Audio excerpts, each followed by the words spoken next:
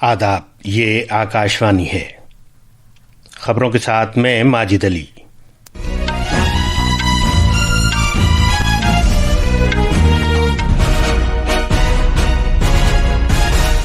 Opposition نے parliament کے دونوں ایوانوں میں ہنگامہ کیا۔ بہار میں آپریشن سندور اور خصوصی نظر ثانی مہم پر تبادلہ خیال کا مطالبہ کیا۔ مہاراشٹر حکومت نے 2006 ٹرین دھماکہ معاملے میں سبھی 12 ملزمین کو بری کیے جانے کے بامبے ہائی کورٹ کے فیصلے کے خلاف سپریم کورٹ سے رجوع کیا ہے۔ بھارتی فوج نے امریکہ سے 3 اپاچے ہیلی کاپٹرز کا پہلا بیچ حاصل کیا ہے۔ ڈھاکہ میں بنگلہ دیش کی فضائی فورس کے طیارہ حادثے میں مرنے والوں کی تعداد بڑھ کر 27 ہو گئی ہے۔ اور شطرنج میں بٹومی جورجیا میں خواتین کے FIDE شطرنج عالمی کپ کے سیمی فائنلز میں ودیا دیشمکھ اور کونیرو ہمپی کا سامنا چین کی کھلاڑیوں سے ہوگا۔ اب خبریں تفصیل سے۔ بہار کی ریاستی اسمبلی میں آج افراتفری کا ماحول دیکھنے میں آیا۔ RJD اور کانگریس کی قیادت والے اپوزیشن کے عظیم اتحاد کے ممبران نے ووٹر فہرست کی خصوصی نظر ثانی مہم SIR اور ریاست میں نظم و ضبط کی بگڑتی ہوئی صورتحال پر احتجاج کیا۔ ایوان میں مسلسل رخنہ اندازی کی وجہ سے کوئی کام کاج نہیں ہو سکا۔ 20 منٹ تک شور شرابہ جاری رہنے کے بعد ایوان کے اسپیکر نند کشور یادو نے دوپہر 2 بجے تک کے لیے ایوان ملتوی کر دیا۔ بہار اسمبلی کے مانسون اجلاس کا آج دوسرا دن ہے اور اپوزیشن کا عظیم اتحاد یعنی گرینڈ الائنس عوام کی سلامتی کی تشویشات اور SIR سمیت کئی معاملات پر نتیش کمار کی زیر قیادت ریاستی حکومت کو نشانہ بنا رہا ہے۔ اس سے قبل جب آج دن کی کارروائی صبح 11 بجے شروع ہوئی تو اپوزیشن کے CPI ML اور RJD کے ممبران کالے کپڑوں میں تختیاں لے کر ایوان کے وسط میں آ گئے اور ریاستی اور مرکزی حکومت کے خلاف نعرے بازی کرنے لگے۔ اسپیکر کی جانب سے واپس جانے کی مسلسل اپیل کے باوجود اپوزیشن ممبران نے احتجاج جاری رکھا۔ احتجاج کے دوران کچھ ممبران نے نامہ نگاروں کی میز کو پلٹنے کی کوشش کی، جس پر اسپیکر نے اپنی سخت ناراضگی ظاہر کی۔ شور شرابے کے دوران اسپیکر نے ایوان کی کارروائی دوپہر 2 بجے تک کے لیے ملتوی کر دی۔ اس سے قبل دن میں عظیم اتحاد کے ممبران نے بہار اسمبلی کے خصوصی دروازے کے باہر بھی ریاستی اور مرکزی حکومت کے خلاف نعرے لگاتے ہوئے احتجاج کیا تھا۔ اپوزیشن ممبران کے ذریعے مختلف معاملات پر نعرے بازی کے دوران لوک سبھا اور راجیہ سبھا کی کارروائی دوپہر 2 بجے تک ملتوی کر دی گئی ہے۔ پہلی بار ملتوی ہونے کے بعد لوک سبھا کی کارروائی جب دن میں 12 بجے پھر سے شروع ہوئی تو اپوزیشن کے ممبران نے آپریشن سندور اور بہار میں ووٹر فہرست کی خصوصی جائزہ مہم پر بحث کا مطالبہ کرتے ہوئے پھر سے نعرے بازی شروع کر دی۔ BJP کے ممبر پارلیمنٹ جگدمبکا پال جو ایوان کی صدارت کر رہے تھے نے اپوزیشن ممبران سے اپیل کی کہ وہ ایوان کی کارروائی میں رخنہ اندازی نہ کریں۔ سے آگرہ کرتا اس کو صدن کو پھر مجبور کر رہے ہیں کہ ہم صدن کو استھگت کریں۔ آپ سے آج بھی آگرہ ہے کہ آپ اس صدن کو میں چلانا چاہتا ہوں۔ پارلیمانی امور کے وزیر مملکت ارجن رام میگھوال نے بھی اپوزیشن سے کام کاج کو خوش اسلوبی کے ساتھ جاری رہنے کی اپیل کی۔ مہاراشٹر سرکار نے سپریم کورٹ میں بامبے ہائی کورٹ کے اس فیصلے کے خلاف عرضی داخل کی ہے جس میں 2006 کے 7/11 ریل دھماکوں کے سبھی 12 ملزمین کو بری کرنے کا فیصلہ سنایا گیا ہے۔ سپریم کورٹ نے 24 جولائی کو اس معاملے کی سنوائی کرنے سے اتفاق کیا ہے۔ یہ دھماکے ممبئی کے سب اربن ریل نیٹ ورک میں 11 جولائی 2006 کو ہوئے تھے۔ ان میں 180 سے زیادہ افراد مارے گئے تھے اور دیگر کئی افراد زخمی ہوئے تھے۔ بامبے ہائی کورٹ نے خصوصی عدالت کے 2015 کے فیصلے کو کل پلٹ دیا تھا اور فیصلہ سنایا تھا کہ استغاثہ الزامات ثابت کرنے میں ناکام رہی ہے۔ INDIA بلاک کے پارلیمانی رہنماؤں کی ایک میٹنگ آج پارلیمنٹ ہاؤس کمپلیکس میں منعقد ہوئی۔ اس میٹنگ میں کانگریس کے صدر اور راجیہ سبھا میں اپوزیشن کے رہنما ملکارجن کھڑگے اور راہل گاندھی کے ساتھ ساتھ INDIA بلاک پارٹیوں کے مختلف پارلیمانی اراکین نے شرکت کی۔ بلاک کے رہنماؤں نے پارلیمنٹ کے جاری مانسون اجلاس کے لیے ایک مشترکہ حکمت عملی پر تبادلہ خیال کیا۔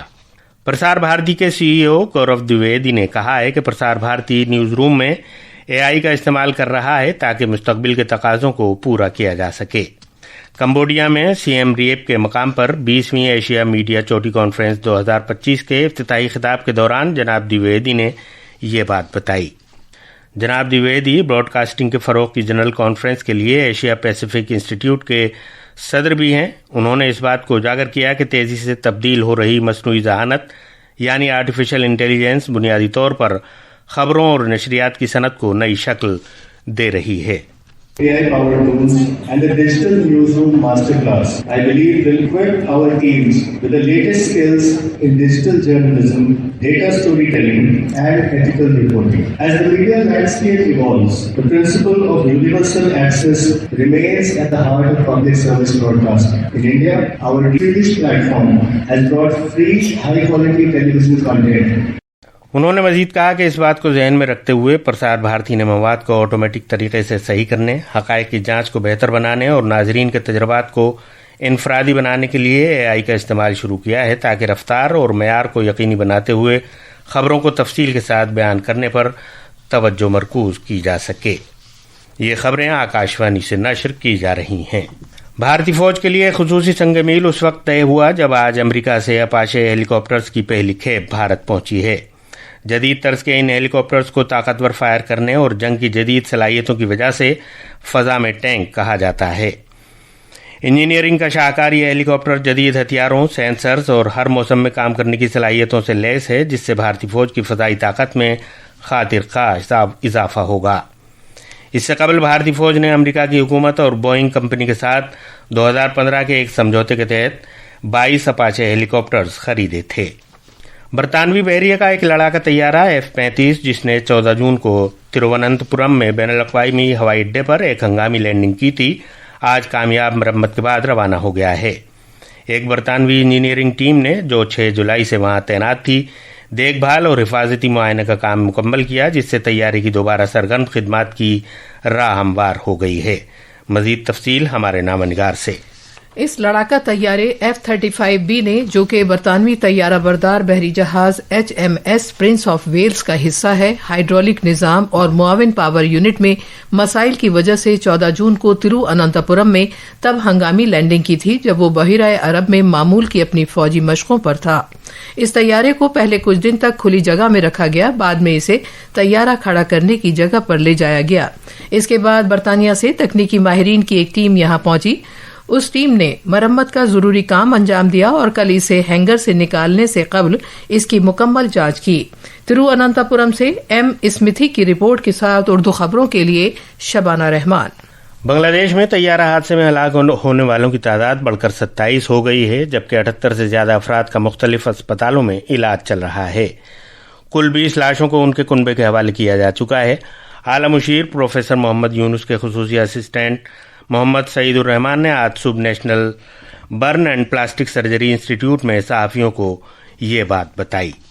شطرنج میں بین الاقوامی ماسٹر دیویا دیشمکھ جورجیا کے بٹومی میں جاری فیڈے خواتین عالمی کپ 2025 کے سیمی فائنل میں پہنچنے والی دوسری بھارتی کھلاڑی بن گئی ہیں.